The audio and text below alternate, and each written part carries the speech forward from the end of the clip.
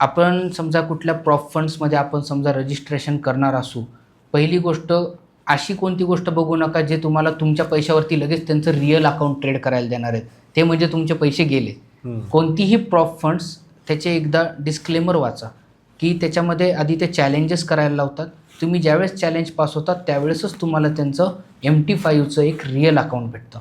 जसं आपल्याकडे MT5 म्हणजे काय असतं, जसं आपल्याकडे इंडियामध्ये सेबी आहे, security exchange board of India, तसं प्रॉप फंडसाठी MT असतं, मेटा ट्रेडर प्लॅटफॉर्म. सो त्याच्यामध्ये ते मेटा ट्रेडरचं आपल्याला रिअल अकाउंट देतात, त्याच्यामध्ये त्यांचे रिअल पैसे असतात. ओके. आणि त्याच्या आधी ते आपल्याला मेटा ट्रेडरचं डेमो अकाउंट देतात ज्याच्यामध्ये आपल्याला चॅलेंज पास करावी लागते.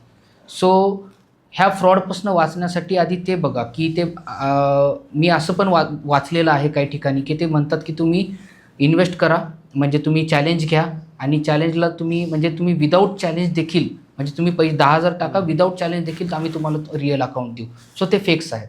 जे रिअल आहेत ते तुम्हाला चॅलेंज पास करवणार, तुमचा मुलाखत घेणार, तुम्हाला त्याचं सर्टिफिकेट देणार आणि त्याच्यानंतर तुमची रिअल ट्रेडिंग त्याच्या थ्रू चालू होईल.